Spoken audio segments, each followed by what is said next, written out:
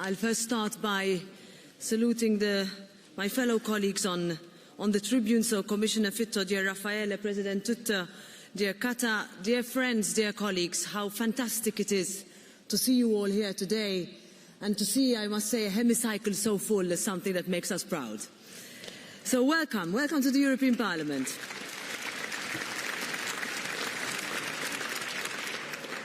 So looking around me today, and I've had the opportunity to meet already some of you, and I'll have a continued opportunity to meet a number of you over the next hours, I see Europe in action.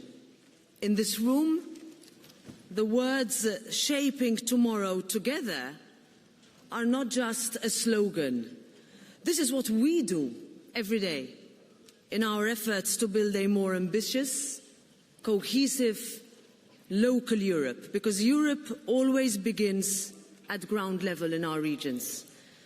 Your work and your presence here today reminds us that Europe is not Brussels. As President of this House, I have had the privilege to join members of European Parliament in visiting regions across our continent, from Braga to Gdansk, and have seen firsthand how regional policy shaped right here in this very chamber, affects people's everyday lives. I have had the privilege to meet not just citizens, but many of you and your colleagues working every single day on the ground to make Europe happen locally. And I know that any policy that does not involve our full cooperation, building on your knowledge and experience of regional and local work, will not deliver for citizens, because together Europe is always stronger. Now, I'm asked this a lot, so what's the purpose of what we do, our institutions, every day as we work day in, day out? My answer is quite often the same. The purpose of our institutions is to make the lives of our citizens a little bit easier, a little bit better, a little bit more prosperous. And cohesion policy is a monument to this mission and stands among our union's most remarkable achievements, a living expression of European unity and solidarity.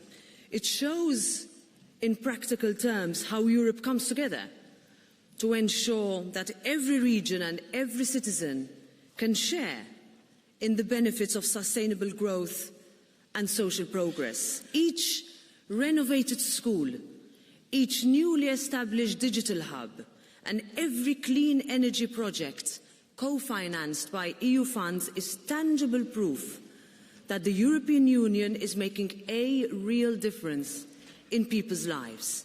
And I'm grateful to Vice President Fitto for his commitment and his leadership in this regard. Thank you, Raffaele. Grazie, I'll say it in Italian. Now, next question I'm asked: how do we deliver? How do we make sure that when we face our voters, election after election, we are in a position to be able to tell them that what we promised we would do, what we committed to do, we achieved, or at least we tried, in all honesty, frankness, and understanding of what they need from us. To do this, we need urgently a more competitive union. We need to simplify and cut red tape. Our Europe must be one that can support families and promise younger generations opportunity, that helps our homegrown businesses to grow and scale up.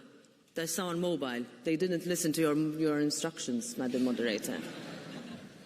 Our Europe must be one that can support families, I'll repeat, promise younger generations opportunity, that helps our homegrown businesses that we're so proud of to grow and scale up, and, important, that enables European industries to find the next big breakthrough.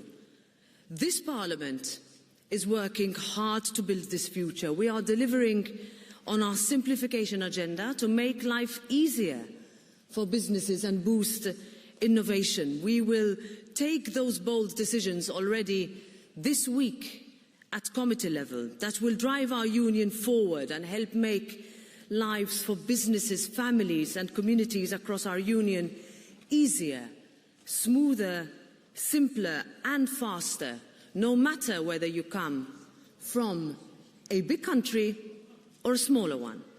This year's Week of Regions and Cities takes place at a crucial moment because what we're doing is we're starting quite in earnest the debate on the future of the multi-annual financial framework. Former Commissioner Hahn is here with us. You know, Johannes, if you used to think that the debate on the MFF in the past was difficult, I think we must be prepared for a much harder task ahead of us. In a good way, I mean it. Can I say that? Yeah. You shouldn't envy us at all. And we must, I believe, adopt this attitude when we approach the upcoming budget. In other words, how are we going to work together to improve people's lives? That's the question we have to answer every day. When making sure that we make a difference in tangible and concrete ways.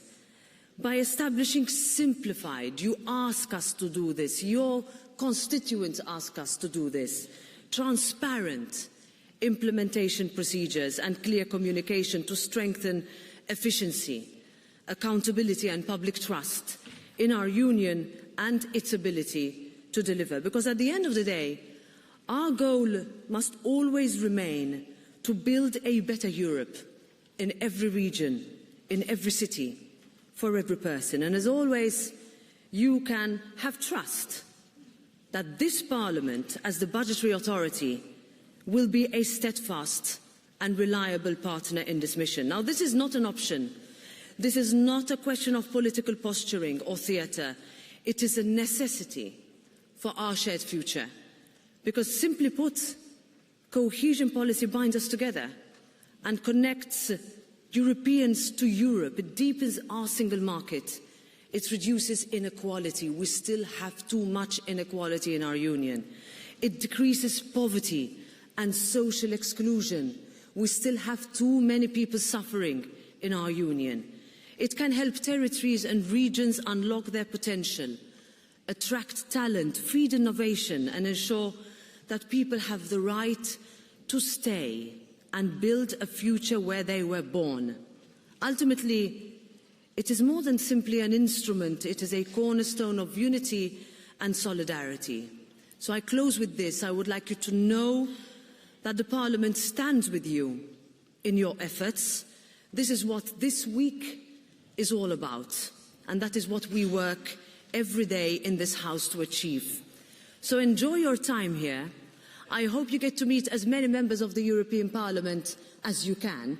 I can tell you I have been contacted by all the Maltese representatives in this room to meet me, so I know they're doing their job, but I would like to ask you to do yours, because that is where we can align in what we are doing here and what you do every single day for our citizens across our beloved union. Thank you very much, and I wish you a productive week.